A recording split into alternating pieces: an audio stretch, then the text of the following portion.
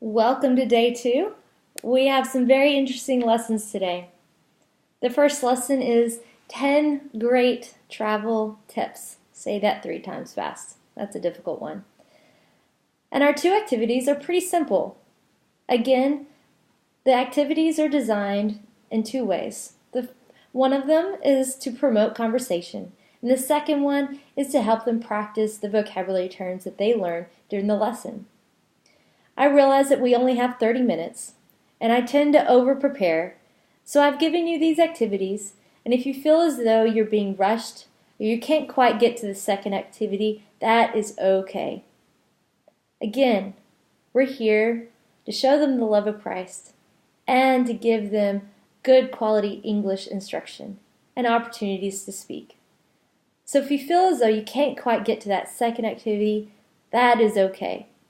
It's better for them to not feel rushed than to rush through something and they feel a sense of anxiety.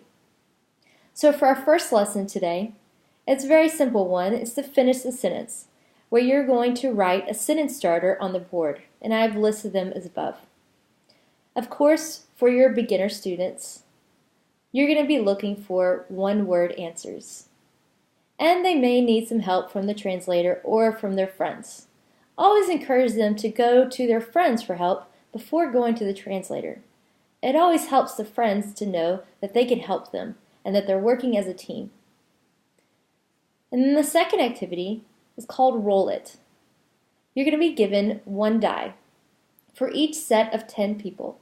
Again, if you have groups of bigger than 10, you lose that opportunity for students to participate. They tend to get a little silent and a little shy. So if you have a bigger group, try to divide your class into groups of 10. So each group of 10 is going to be given 1 die. One person is chosen from that group, and they are secretly given a vocabulary term that they learned during the lesson. Then they must roll the die. If they roll a 1 or a 2, they're going to try to act out the word without saying anything. If they roll a 3 or 4, they're going to try to draw the term, not write it out, of course, to describe it, but they can't say anything. If they roll a 5 or a 6, they must describe it. They can't use their hands. They're going to want to use their hands. So be very careful with that. For the beginner students, this might be difficult for them. So again, you're looking for one word that they can say. Pre-intermediate students, they can do a pretty good job with trying to describe or try to express the vocabulary term that they're wanting them to guess. And then the team is trying to guess what word they are either acting, drawing, or defining. The next lesson is the 10 stupidest things Americans do overseas. And don't we know we do a lot of them. So for the lower level students, we have Q&A, where you're going to be taking the vocabulary terms, again, learned from the lesson, and you're going to be dividing them into 2 lists, an A list and a B list. So if you have 10 questions or 10 vocabulary terms for the day, you're going to have 5 vocabulary terms on one list and 5 on the other. And then in groups, they're going to be working together to create questions that which uses those vocabulary terms. For example, if the word is hospitable, maybe they would ask, "Is your family very hospitable?" But they wouldn't necessarily ask, "What does hospitable mean?" Because really that doesn't really show us that they understand what that word is. So in their groups, they're going to be trying to create, if they have 5 words, 5 questions that kind of shows them that they understand what that question is, or what that word is. Then, when they have created that, they're going to switch their questions. And then that team reads the question and then tries to answer the questions that they have.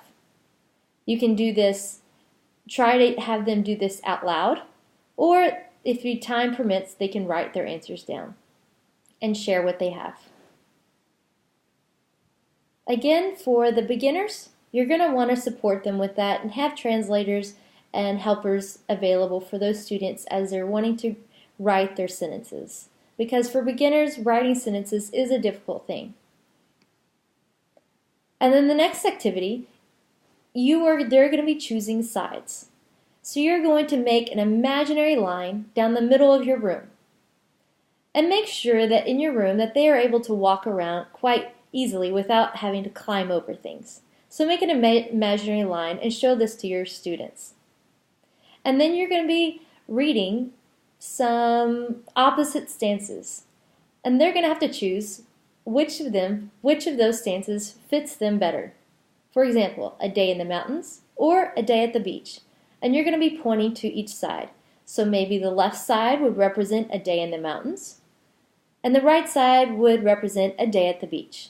And they would have to decide, which do I like better, a day at the mountains or a day at the beach? And for your beginner students, that's simply what you're going to be asking them to do. For your pre-intermediate students, I would really encourage you to take some time and ask them to say why they chose that. Maybe 1 or 2 students from each side, depending on how much time you have. So that's the activities that we have for day 2. Again, if you have any questions, please feel free to ask me.